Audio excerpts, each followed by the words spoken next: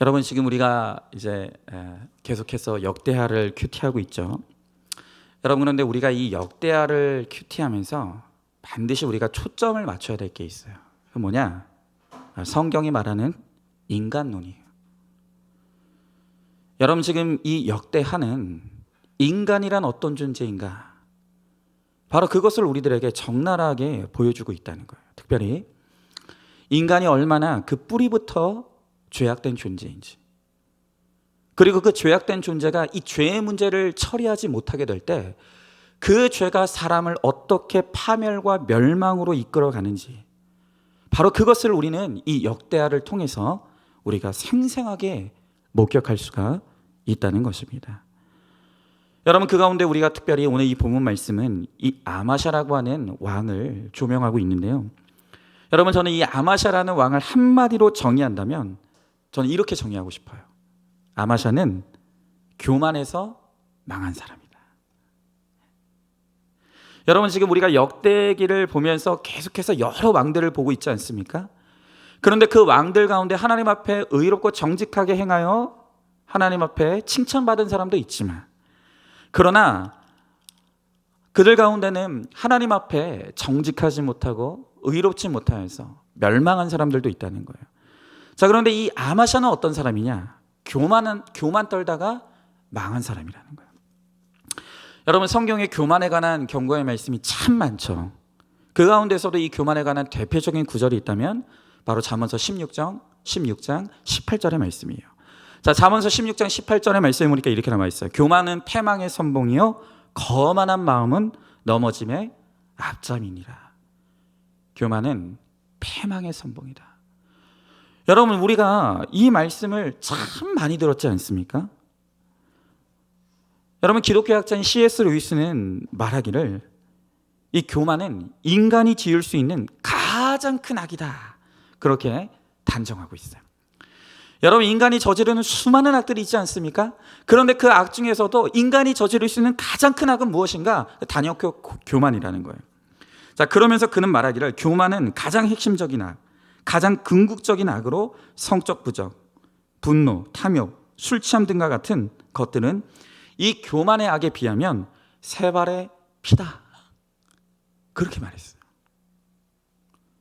여러분, 사탄이 왜 사탄이 됐죠? 교만하다 사탄 된 거예요. 여러분, 그렇기 때문에 성경은 이 교만에 대해서 끊임없이 우리들에게 경고하고, 교만하면 망한다, 교만하면 반드시 망한다, 오늘 하나님께서 이것을 반복적으로 우리들에게 말씀하고 있다는 거예요. 여러분, 그런데 이 교만의 가장 무서운 점이 뭔지 아십니까? 교만에 빠지면 자기가 교만하다는 걸 알까요, 모를까요? 몰라요. 이게 무서운 거예요. 여러분, 이 교만이 너무너무 무서운 악인데, 그런데 이 교만이라는 것이 가장 무서운 지점은 무엇이냐면, 사람이 교만에 빠지면 자기가 교만에 빠졌다는 사실을 모른다는 게 문제인 거예요. 여러분, 오늘 성경의 이 아마샤는 이 교만하면 망한다라고 하는 하나님의 이 경고가 현실이 된 인물이 바로 이 아마샤라는 것이죠. 여러분, 그러면 오늘 저와 여러분은 이 말씀을 통해서 도대체 이 교만이라는 것이 뭐냐, 이 교만의 실체가 뭐냐, 그리고 우리가 이 교만에 빠지지 않기 위해서는 어떻게 해야 되는지, 오늘 이것을 우리가 함께 좀 묵상해 보기를 원하는 거예요. 여러분, 제가 주일만 이 대면 예배를 드리다가 오늘 수요 예배를 대면으로 드리니까 느낌이 상당히 이상해요. 네. 이상한데 좋네요. 네, 좋아요. 네, 여러분, 오늘 제가 이제 좀 편한 마음으로 할 테니까 여러분들도 편한 마음으로 이렇게 우리가 함께 듣기를 원해요. 자, 첫 번째로 교만이란 무엇인가? 하나님을 내 인생에서 치워버리는 거예요. 자, 교만이 무엇이라고요? 교만은 하나님을 내 인생에서 치워버리는 것이다. 자, 17절의 말씀을 제가 읽어보겠습니다. 유다왕 아마샤가 상의하고 예후의 손자 여호아스의 아들 이스라엘 왕 요아스에게 사신을 보내어 이르되 오라, 서로 대면하자 한지라. 자, 여러분, 지금 이 상황이 어떤 상황이냐면, 이 아마샤가 에돔과의 전쟁에서 승리를 합니다. 그러자 그가 자신감을 얻게 돼요. 그리고 그 자신감을 몰아서 그 기세로 이제 북이스라엘까지 정복해 보려고 이제 생각을 하고 있는 거예요. 자, 그런데 그런 중에 오늘 방금 읽은 17절에 보니까, 자, 오늘 17절에 보니까 이 전쟁을 할 것인가 말 것인가, 북이스라엘과 전쟁을 벌일 것인가 말 것인가에 대해 아마샤가 상의했다, 이 말이 나와요. 자, 여러분 여기서 질문하겠습니다. 이 아마샤가 누구랑 상의했을까요? 여러분, 이 아마샤가 지금 누구랑 상의했다는 것입니까? 대상이 안 나와요. 그냥 아마샤가 상의했다고만 나와요. 자, 그러면 도대체 이 아마샤는 누구와 상의를 했을까요? 여러분, 이 질문에 대해 한 가지 분명한 대답이 있어요. 그거 뭐냐? 지금 이 아마샤가 상의하고 있는 대상은 하나님은 아니에요. 틀림없이 하나님은 아니에요. 왜일까요? 왜냐하면 하나님은 우리의 상의의 대상이 아니기 때문이에요. 여러분, 하나님은 만물의 위에 계시는 권위자예요. 그는 우리와 상의하시는 분이 아니시고 우리에게 선포하시고 우리에게 명령하시는 분이에요. 그리고 하나님께서 우리들에게 선포하시고 명령하실 때 우리가 해야 될 일은 그의 말씀을 따르고 순종하는 거예요. 여러분, 하나님은 우리와 상의하시는 하나님이 아니에요. 여러분, 만약에 오늘 이 아마샤가 이 전쟁의 문제에 대해서 하나님께 묻고 따르길 원했다라고 한다면 하나님 앞에 기도했겠죠. 엎드렸겠죠. 그러나 오늘 성경은 아마샤가 기도했다고 말하지 않아요. 엎드렸다고 말하지 않아요. 그는 상의했다고 말하고 있어요. 자, 이 말은 무슨 말이냐? 지금 이 아마샤가 이 중대한 문제를 가지고 하나님을 제쳐버린 거예요. 하나님을 치워버리고 사람에게서 이 문제에 대한 조언을 구했다는 것을 오늘 의미하는 것이죠. 여러분, 바로 이 지점부터 이미 아마샤는 그의 인생에 하나님을 치워버렸다는 것을 우리는 알 수가 있는 것이죠. 여러분, 그런데 우리도 마찬가지예요. 아주 많은 그리스도인들이요, 하나님을 생각할 때 하나님을 어떤 대상으로 여기냐면 하나님은 내 문제와 상의할 대상으로 착각하시는 분들이 너무 많다는 거예요. 여러분, 어떤 일이 있을 때 우리 성도님들 기도한다고 말해요. 우리 성도님들 큐티한다고 말해요. 그래서 하나님 앞에 기도하고 큐티하면서 하나님 어떻게 할까요?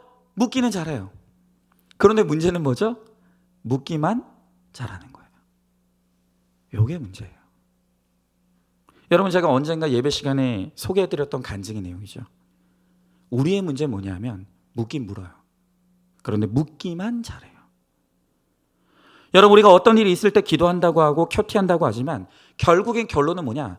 내 욕심과 정욕에 따라 내 마음대로 정하는 거예요. 여러분, 그게 뭡니까? 그것을 바로 하나님을 권위자로 여기고 순종의 대상으로 여기는 것이 아니라 하나님을 사실상 상의의 대상으로만 여기면서 그냥 내 인생에서 하나님을 치워버리는 거예요. 여러분, 입으로 기도한다, 큐티한다고 한다고 해서 하나님을 믿는 게 아니에요. 여러분, 자기 스스로에게 속지 마세요. 여러분, 정말로 하나님을 나의 구원자와 주인으로 믿는다라고 하는 것은 하나님을 상의의 대상으로 여기는 것이 아니라 하나님을 나의 권위자, 내가 그분 앞에 순종할 따름인 것을 깨닫는 것이죠. 여러분, 그러면 반대로 겸손이란 무엇일까요? 겸손이란 한마디로 매사에 주님께 묻고 그 하나님의 말씀의 인도를 받는 삶을 살아가는 것. 여러분, 제가 주일 말씀에서도 함께 나눴지 않습니까? 노아는 숨이 막히는 그 방주 안에서 377일 동안 버텼다 그랬어요. 갇혀 있었어요. 기다리고 또 기다렸습니다. 여러분, 그럼에도 불구하고 그는 하나님의 명령이 떨어질 때까지 거기서 뛰쳐나오지 않았어요. 기다렸어요. 또 기다렸어요. 여러분, 이 노아가 언제까지 기다렸다고 했죠? 확실한 하나님의 음성이 들릴 때까지 기다렸다 그랬어요. 여러분, 377일이라고 하는 어마어마한 답답한 시간을 보내고 있음에도 불구하고 이 노아는 하나님의 확실한 음성이 들릴 때까지 그 안에서 한 발자국도 나오지 않았다는 거예요. 그리고 그렇게 잘 기다렸더니 마침내 하나님께서 그에게 직접적으로 말씀하시는 날이 오는 거예요. 노아야, 나와라. 여러분, 하나님께서 노아가 방주를 지을 때에도 말씀하셨다 그랬어요. 그리고 방주에 들어가던 날도 말씀하셨다 그랬어요. 그리고 방주에서 나오던 날도 말씀하셨어요. 여러분, 하나님은 말씀하시는 하나님이에요. 우리가 겸손하게 하나님의 말씀해 주시기를 기다리면 하나님은 반드시 우리들에게 말씀해 주신다는 거예요. 여러분, 그런데 이 하나님의 말씀하심을 누가 기다릴 수 있다고요? 겸손한 사람이요. 겸손한 사람만 하나님께 물을 수 있고, 겸손한 사람만 하나님의 대답을 들을 수 있는 거예요. 여러분, 그래서 큐티란 한마디로 뭐냐? 큐티란 한마디로 말하면 겸손을 훈련하는 시간이에요. 큐티는요, 내가 겸손해지는 시간이에요. 여러분, 내가 얼마나 기다려야 되는지를 하나님이 마땅히 아십니다. 여러분, 그런데 큐티를 하지 않으면요, 이 하나님의 말씀을 들을 수가 없어요. 하나님의 인도하심을 받을 수가 없어요. 여러분, 내가 하나님의 음성을 들으려고 하지 않는데 어떻게 하나님이 나에게 말씀하실 수가 있겠어요? 여러분, 교만한 사람은요, 말씀을 들으려고 하지 않아요. 하나님의 간섭을 싫어요.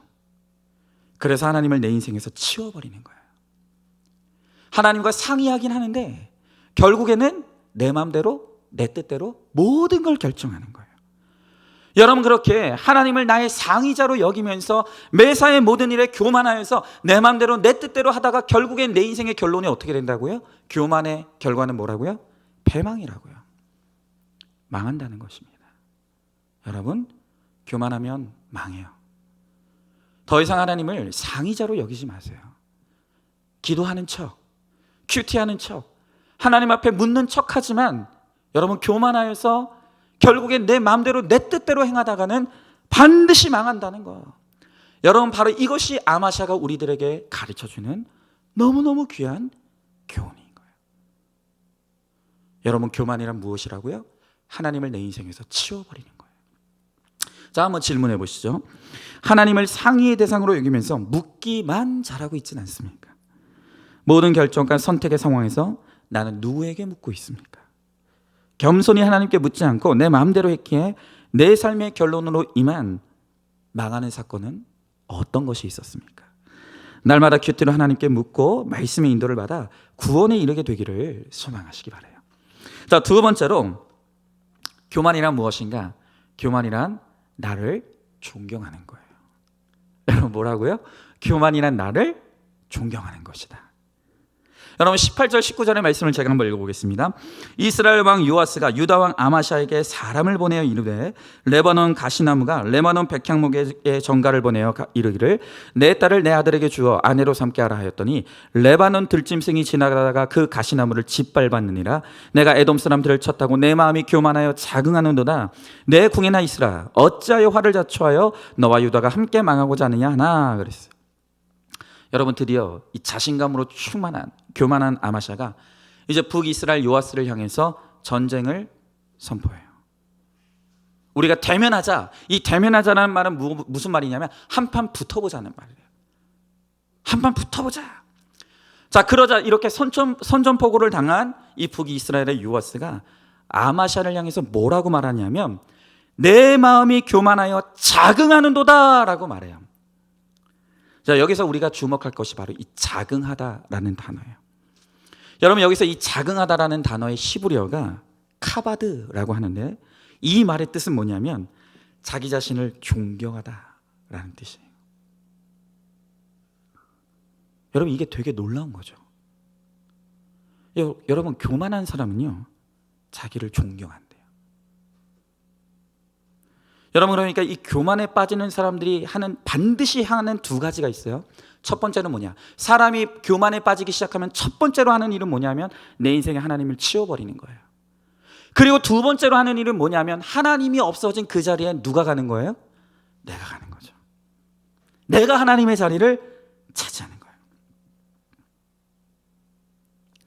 여러분, 그래서 C.S. 루이스는 이 말하기를 내가 지금 교만한 사람인지 아닌지를 시험해 볼 방법이 하나 있대요. 자, 잘 들어보세요.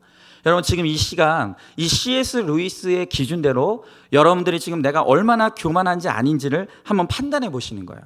자, C.S. 루이스가 말하는 내가 교만한지 아닌지를 시험해 볼 방법은 무엇인가? 그건 이거예요. 들어보세요.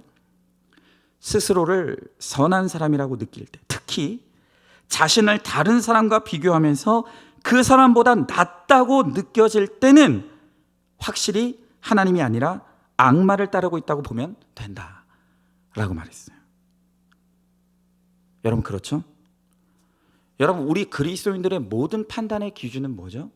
하나님이에요. 여러분, 우리 모두는 지금 다 하나님 앞에 서 있어요. 여러분, 그렇기 때문에 우리가 하나님의 임재를 경험하고 정직하게 하나님 앞에 설 때 비로소 우리가 깨닫게 되는 것은 무엇이냐면 우리가 죄인이라는 사실이에요.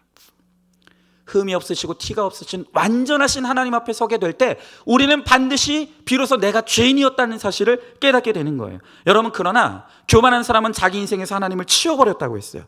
그렇기 때문에 자기 인생의 기준이 누구냐? 나예요. 그러면서 특별히 다른 사람과 나를 비교하는데 교만한 사람들은 언제나 누구와 나를 비교할까요? 나보다 더 나은 사람과 나를 비교할까요? 나보다 못한 사람과 나를 비교할까요? 못한 사람과 비교하죠. 나보다도 형편없어 보이는 사람과 나를 비교하면서 나 자신을 존경하고 나 자신을 자랑하고 나 자신을 높이는 거예요. 여러분, 그래서 교만한 사람들이 꼭 비교하는 대상이 누군지 아십니까? 옆집 사람이에요. 꼭 남편한테 그러죠. 저 옆집 아내라고도 안 해. 옆편네 봐. 맨날 바가지를 꾸고 당신은 나 같은 사람 만난 걸 고마운 줄 알아야 돼. 그런 말 했죠. 그죠? 또 우리 남편들 뭐라고 하면, 야, 저 옆집 저 남자 봐. 밤낮 소리 지르고 술 먹고 주정 부리고, 너는 나 잘 만난 줄 알아야 돼. 여러분, 제가 좀 자주 하는 말이에요. 네. 그래서 또 우리가 우리 자녀들에게 맨날 하는 소리가 그거죠. 야, 제 부모들 봐라. 야, 너네들이 저 집 가서 한 열흘만 살아봤으면 좋겠다. 너희들은 나 같은 부모 만난 거를 감사할 줄 알아야 돼. 여러분, 이게 뭡니까? 자긍하는 거예요. 나를 존경하는 거예요. 나를 자랑하는 거예요. 여러분, 나는 내가 나를 존경한다는 사실을 꿈에도 생각 못하죠? 그렇지 않아요. 그렇지 않아요. 우리는 다 나보다 못한 사람을 나와 비교하면서 끊임없이 어떻게 해서든 나를 높이고 나를 자랑하고 나를 존경하려고 하는 거예요. 여러분, 그렇다면 우리가 반대로 지금 하나님 앞에 겸손하게 잘 서 있다는 것을 알아볼 수 있는 방법은 뭘까요? 이에 대해서도 C.S. 루이스는 말하고 있어요. 자, 우리가 과연 지금 하나님 앞에 내가 겸손한 모습으로 잘 서 있는지는 어떻게 알 수 있는가? C.S. 루이스는 이것에 대해서 이렇게 말하고 있어요. 들어보세요. 내가 나 자신에 대해서 완전히 잊고 있느냐, 또는 나 자신을 하찮고 더러운 존재로 여기느냐를 보면 내가 하나님 앞에 겸손하게 서 있다는 사실을 알 수 있는 거예요. 뭐라고요? 내가 하나님 앞에 내가 나 자신에 대해서 완전히 잊고 있느냐. 여러분, 이 말이 무슨 말일까요? 내 안에 생색이 없다는 거예요. 공로의식이 없다는 거예요. 제가 늘 강조하죠. 내가 했다? 그런 게 어딨냐고요. 여러분, 교만한 사람들은 내가 했다는 것을 잊지 못해요. 내가 수고했다는 걸 잊지 못해요. 언제나 나를 잊지 못하는 거예요. 그런데 겸손한 사람은 뭐라고요? 그런 게 없어요. 나는 없고 하나님이 있는 거예요. 하나님이 하셨지. 내가 이렇게 수고하고 노력할 수 있는 것도 하나님의 은혜야. 나를 잊어버리는 거예요. 또한 흠없고 티 없으신 완전하신 하나님 앞에서 내가 얼마나 죄악된 존재인지, 내가 얼마나 티가 많고 흠이 많고 내가 얼마나 하나님 앞에 설 수 없는 철저한 죄인인지를 그렇게 나 자신을 고백할 수 있는 사람, 바로 그가 겸손한 사람이에요. 여러분, 그래서 이사야서를 보면 이 이사야가 하나님의 임재를 경험하게 되었을 때 그가 하나님의 임재 앞에서 고백했던 것이 무엇입니까? 이사야서 6장 5절의 말씀에 보니까 그가 이렇게 말해요. 그때 내가 말하되 화로다 나여 망하게 되었도다.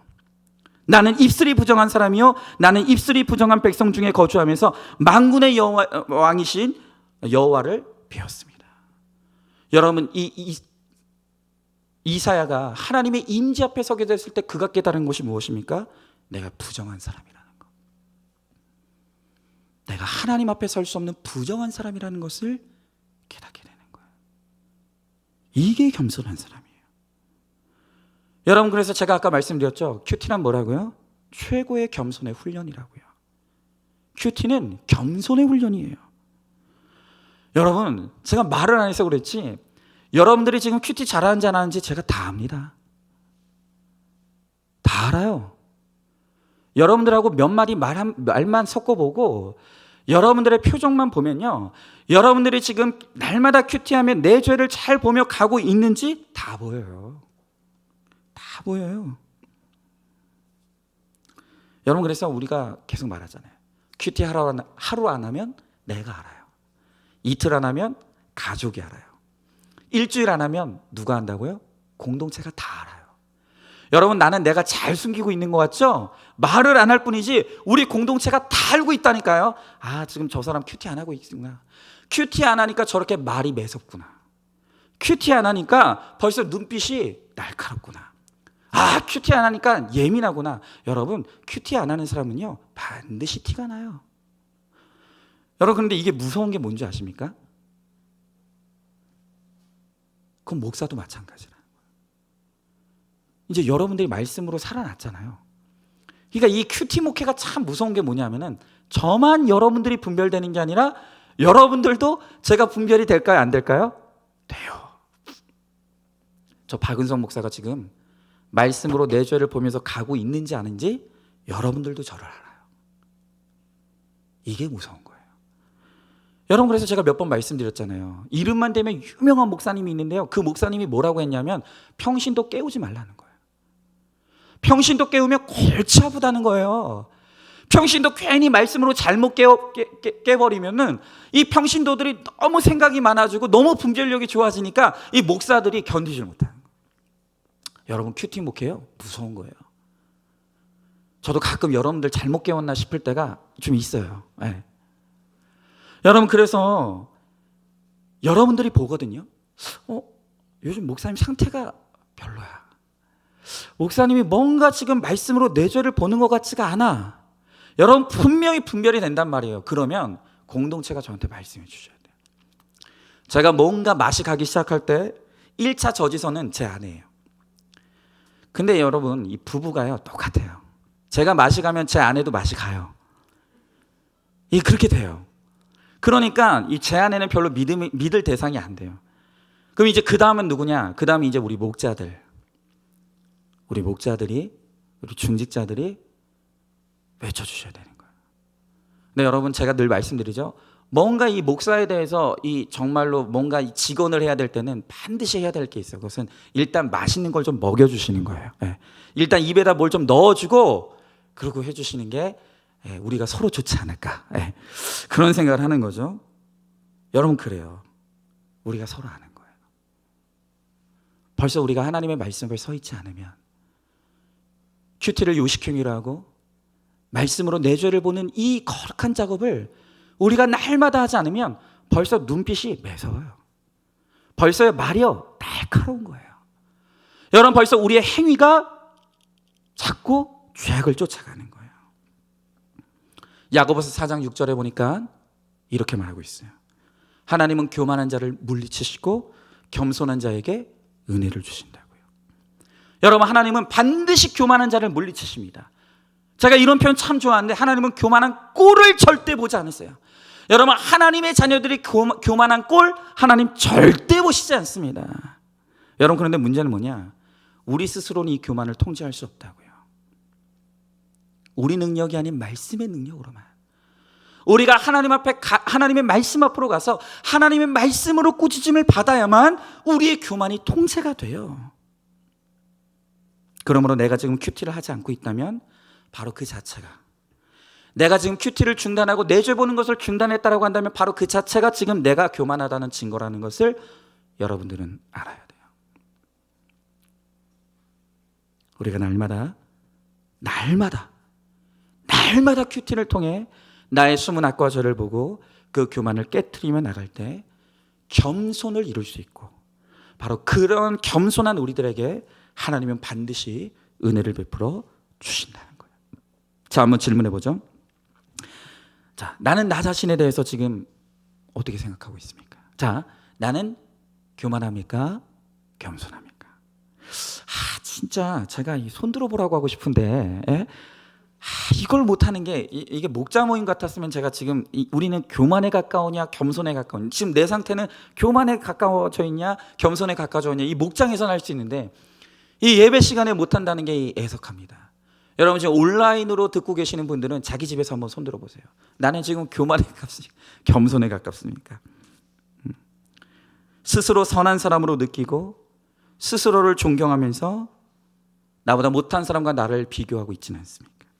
날마다 큐티로 내 죄를 보지 않으면 교만을 깨트릴 방법이 없다는 것을 알고 있습니까? 자, 마지막 세 번째로 교만의 최고의 치료제가 있습니다. 짐작하실란가요? 교만의 최고의 치료제가 있는데 그게 뭐냐? 고난입니다. 교만의 최고의 치료제는 바로 고난이에요. 자, 20절의 말씀을 제가 한번 읽어보겠습니다. 아마샤가 듣지 아니하였으니 이는 하나님께로 말미암은 것이나 그들이 에돔 신들에게 구하였으므로 그 대적의 손에 넘기려 하심이더라. 여러분, 이미 하나님은 그가 하나님을 들을 귀를 상실했다는 것을 알았어요. 이제 그 스스로는 이 교만의 문제를 통제할 수 없다는 것을 하나님께서 아셨다는 거예요. 그래서 이 교만에 빠져버린 아마샤를 치료해 주시기 위해 하신 일이 무엇이라고요? 대적의 손에 그를 넘기셨다는 거예요. 그의 교만의 병을 치료하시기 위해 하나님은 그를 고난 가운데 넘겨주셨다는 거예요. 여러분, 제가 단언컨대 이 세상에서 우리가 누릴 수 있는 최고의 축복은 뭐냐? 그건 바로 말씀이 들리는 축복이에요. 단언컨대 정말 우리가 누릴 수 있는, 하나님께로부터 누릴 수 있는 최고의 축복은 뭐냐면 말씀이 들리는 축복이에요. 여러분, 말씀 듣고 자기 죄를 깨닫는 사람은요, 수준이 높은 사람이에요. 말씀을 듣는 것만으로 자기 죄가 깨달아지는 사람은 수준이 높아요. 자, 그런데 오늘 성경을 보면 아마샤가 교만에 깊이 빠지니까 나타나는 대표적인 증상이 무엇입니까? 오늘 성경에 보니까 아까 읽었던 20절의 말씀에 보니까 그가 듣지 아니하였다 그래요. 여러분, 교만할 때 나타나는 증상이 뭐냐? 들리질 않아요. 여러분, 한번 여러분 스스로의 상태를 좀 잘 진단해 보시라고요. 여러분, 잘 들리십니까? 예배 시간에 들려지는 이 하나님의 말씀, 여러분 지금 오늘 이 시간에 이 교만에 관해서 말씀하신 이 하나님의 말씀이 바로 나를 향한 말씀이라는 게 인정이 되세요? 지금 이 말씀이 내가 교만하다라고 말씀하시는 하나님의 경고의 음성으로 들려지시느냐는 거예요. 올소이다가 되어지십니까? 어떤 문제가 있을 때 공동체 앞에 꺼내놓고 공동체의 처방을 구하고 그 처방에 순종하고 복종하고 있습니까? 여러분, 그렇다면 여러분들은 가장 복된 분이에요. 그러나 만약 들리지 않고 듣기 싫고 회피하고 있다라고 한다면 여러분은 곧 있으면 고난을 겪을 가능성이 큰 매우 위태로운 상황이라는 것을 여러분들은 반드시 알아야 돼요. 여러분, 오늘 아마샤를 보세요. 아무리 외쳐도 듣지 않아요. 그래서 이제 하나님께서 드디어 그를 치료하시기 위해서 고난을 주셨어요. 여러분, 근데 그에게 고난을 주시되 언제까지 고난을 주시죠? 완전히 망할 때까지요.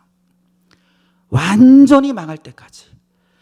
자기 자신에 대한 이 자긍심이 완전히 망할 때까지 하나님께서 철저하게 그의 인생을 망하게 하시더라는 거예요. 여러분, 오늘 그래서 21절 이하의 말씀에 보니까 아마샤는 전쟁에 패했습니다.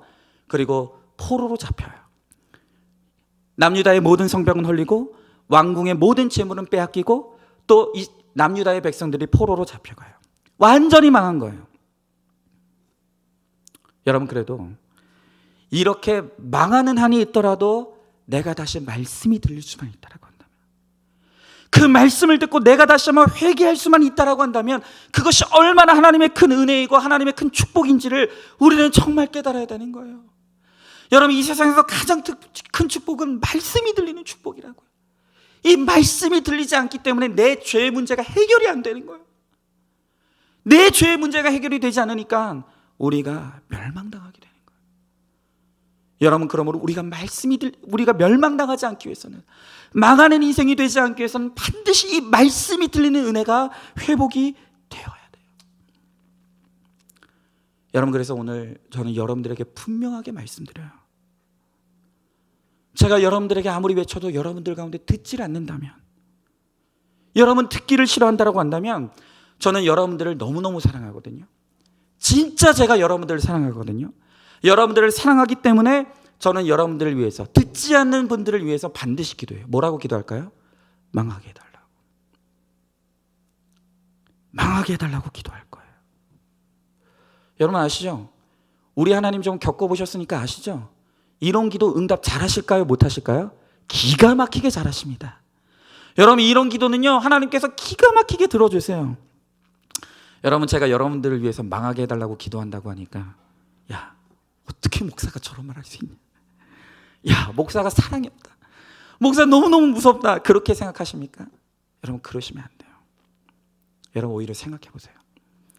제가 과거에 야망과 욕심을 쫓는 목회를 하는 저였다라고 한다면, 여러분 제가 이렇게 망하는 설교, 망하는 기도를 할 수 있을까요? 없을까요? 절대 못해요. 여러분 정말 죄송하지만 제가 제 야망을 쫓는 목회했다라고 한다면 여러분들은 다 헌금 내는 대상이에요. 그런데 여러분들을 망하게 해달라고 기도한다고요? 그런 기도 못합니다. 여러분 그런데요, 저 이제 하나도 무섭지 않아요. 저의 관심은 우리 교회 헌금이 얼마냐? 그런 거 아니에요. 그런 거 아니에요. 저는 여러분들의 거룩에 관심이 있어요. 오직 여러분들이 구원받는 데만 관심이 있어요. 여러분들이 구원받을 수만 있다라고 한다면, 여러분들이 다시 말씀이 들리는 은혜를 입을 수만 있다라고 한다면, 저는 기꺼이 오늘 여러분들이 망할 수 있게 해달라고. 하나님 망하는 사건이 오더라도 오늘 우리 성도님들이 말씀이 들리는 은혜가 임하게 해달라고 저는 정말 기도할 거예요. 이것이 제가 여러분들에게 줄 수 있는 최고의 사랑이에요. 여러분 오늘 27절 보십시오. 오늘 이 아마샤가 말씀이 들리질 않으니 하나님께서 그에게 다시 말씀이 들리게 하시기 위해서 망하는 사건을 주셨어요. 그런데 기가 막힌 게 뭡니까? 망하는 사건이 왔는데도 듣질 않아요. 그래서 결국 아마샤가 어떻게 됩니까? 죽었어요. 회개하지 못하고 죽었다고요. 여러분 회개하지 못하고 죽는 사람의 결론이 뭡니까? 지옥이죠. 여러분 그렇기 때문에 우리가 살아있을 때 망하는 사건을 통해서, 오늘 우리의 육이 망하는 사건을 통해서 영이 구원받는 것이 하나님의 은혜이고 축복이라는 거예요. 여러분들도 마찬가지예요. 여러분 입으로 내 가족 사랑한다, 입으로 내 가족 구원 원한다, 그렇게 말하지 마세요. 여러분 입으로 말한다고, 입으로 내가 사랑한다고 말한다고 그게 진짜 사랑이 아니고, 입으로 구원받기를 원한다고 말한다고 그게 진짜 구원받기를 원하는 게 아니라는 거예요. 여러분 정말 내 가족이 구원받기를 원한다면, 내 가족을 정말 사랑한다면, 그러나 내 가족이 예수 없이 성공하고 예수 없이 성취하고 예수 없이 이 세상을 향해서 달려나가고 있다라고 한다면, 여러분은 반드시 내 가족에게 망할 수 있게 해달라고 기도해야 되는 거예요. 그렇게 기도하셔야 되는 거예요. 여전히 이 세상과 하나님 사이에서 갈팡질팡하면서 뻔히 지금 내 사랑하는 자녀들이 이 세상에서 예수 없이 성공하고 성취하고 죄악 가운데 살아가고 있으면서도 차마 내 자식이 불쌍해서 망하게 해달라고 기도하지 못한다라고 한다면, 여러분 그 삐뚤어진 사랑이 내 자녀들을 지옥에 떨어뜨리는 거예요. 그걸 알아야 돼요. 여러분 스스로 겸손할 수 있는 사람은 없어요. 고난 없이 스스로 겸손할 수 있는 사람은 없어요. 고난 없이 구원에 이를 수 있는 사람도 없어요. 그래서 고난이 축복이라고 말씀드리는 거예요. 우리는 계속 말하죠. 꼭 왜 고난이어야 하냐고. 아니 고난 없이도 좀 예수 잘 믿고 고난 없이도 구원받는 길은 없느냐고. 없어요. 없어요. 고난을 경험해 보지 못한 사람은 겸손하지 못해요. 고난을 통과하지 않은 사람은 참된 구원에 이를 수가 없어요. 그래서 고난이 축복인 거예요. 여러분 우리가 그것을 진정으로 믿고 깨닫는다면 고난의 때에 감사해야 돼요. 왜요? 이 고난이 나를 겸손하게 해줄 것을 믿기 때문이에요. 이 고난이 우리로 하여금 구원에 이르게 할 것을 믿기 때문이에요. 여러분 이 고난이 끝이 아니에요. 고난은 잠깐이고 그 고난 가운데, 고난 뒤에 하나님께서 우리에게 주실 구원의 영광이 있다는 거예요. 여러분, 그러므로 오늘 어떤 고난 가운데서도 이 고난이 나를 겸손하게 하시고 또한 하나님의 은혜를 베푸는 인생 되게 하시려고 하나님께서 우리에게 주신 축복의 통로인 것을 믿고 오늘도 비록 이 고난이 힘들지만 고난 가운데 감사하며 말씀과 공동체에 묶여 그렇게 거룩과 구원을 이루어갈 수 있는 저와 여러분 우리 모두가 될 수 있기를 소망합니다. 자, 질문해 보죠. 말씀이 들리는 복이 최고의 복이라는 것을 알고 있습니까? 우리에게 허락된 고난이 나를 다시 말씀이 들리는 복의 사람으로 회복시키시기 위한 하나님의 사랑과 배려라는 것을 깨닫습니까? 아직도 입으로만 가족을 사랑하고 입으로만 가족을 구원한다고 하면서 내 자녀의 구원을 위해 진정으로 기도하지 못하고 있지는 않습니까? 내 가족의 구원을 위해 필요하다면 고난과 또 망하는 사건을 허락해 주셨어. 그들에게도 말씀이 들리는 축복이 임할 수 있게 해달라고 기도하시길 바라요. 여러분, 말씀을 맺겠습니다. 교만이란 무엇이라고 했죠? 하나님을 내 인생에서 치워버리는 거라 그랬어요. 그리고 교만은 하나님이 치워진 그 자리에 나를 앉히고 나를 존경하고 나를 높이고 나를 자랑하는 것, 이것이 교만이라 그랬어요. 여러분, 우리는 우리 스스로 결코 겸손을 이룰 수가 없어요. 그래서 우리에게 필요하기 때문에 고난을 허락하시고 그 고난을 통해 끊임없이 우리의 교만의 문제를 깨트려 가시고 우리를 겸손의 자리로 나와 하나님의 은혜를 누리는 인생 되게 하시기를 원하시는 것입니다.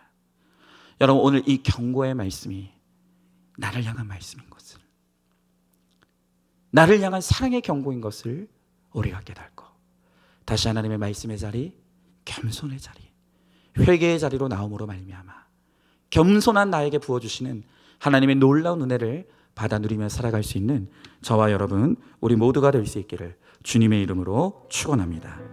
자, 여러분, 이 시간 우리 다 같이 한번 기도했으면 좋겠습니다. 여러분, 이미 이 말씀을 들으면서 내가 지금 겸손에 가까운 사람인가 교만에 가까운 사람인가 여러분 판단이 되실 거예요. 여러분, 이 시간 이 말씀을 통해서 내가 지금 교만의 자리에 앉아 있다는 것이 깨달아졌다면 오늘 이 시간 다시 한번 나의 마음을 깨트리길 원합니다. 하나님, 내가 나도 모르게 교만하였습니다.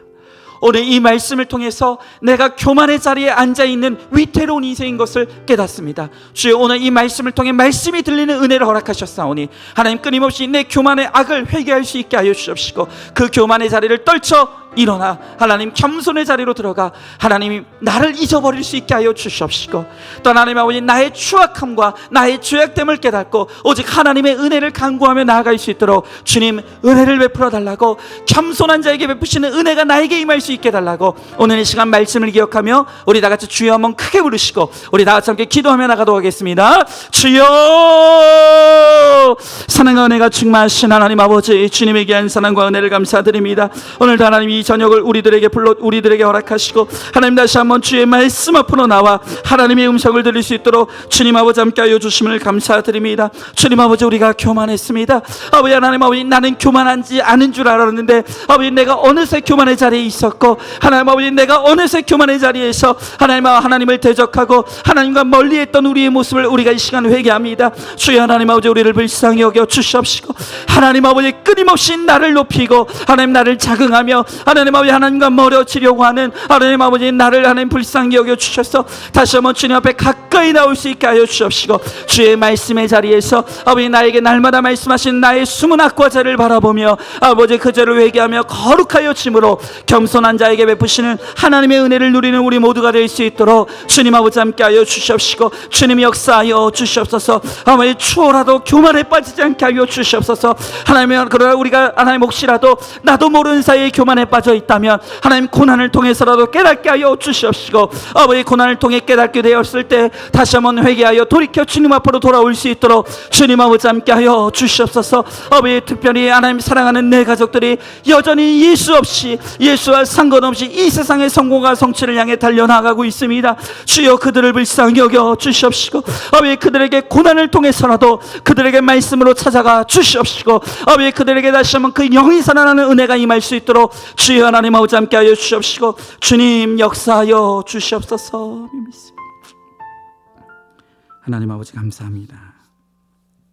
오늘도 이 저녁을 통해서 우리들에게 말씀이 들리는 은혜를 허락하시고 이 말씀을 통해 나의 교만의 약을 깨뜨리고 회개하라고 말씀하시는 하나님의 음성을 듣게 하시니 감사드립니다.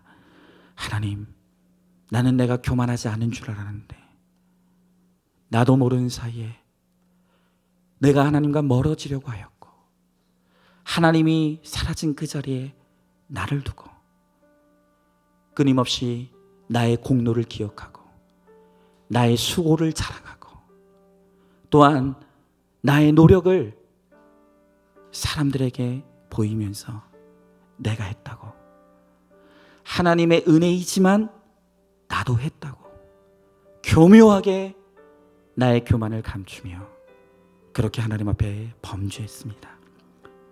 주님, 이 시간 우리가 하나님의 말씀 앞에서 나의 죄악되고 교만한 자아를 깨트릴 수 있게 하시고 이제는 나를 완전히 잊어버리며 완전하시고 깨끗하신 하나님 앞에서 우리가 얼마나 추악하고 더러운 죄인인지를 우리가 깨달을 수 있게 하여 주시옵소서. 그러므로 말미암아 겸손한 자에게 베푸시는 그 하나님의 은혜가 우리 가운데 임하게 하여 주시옵시고 그 은혜로만 살아가는 우리 모두가 될 수 있도록 주님께서 함께하여 주시옵소서. 우리 주님께서 반드시 그렇게 하여 주실 줄 믿사오며 사랑이 많으신 우리 예수님 이름 받들어 기도 드리옵나이다. 아멘.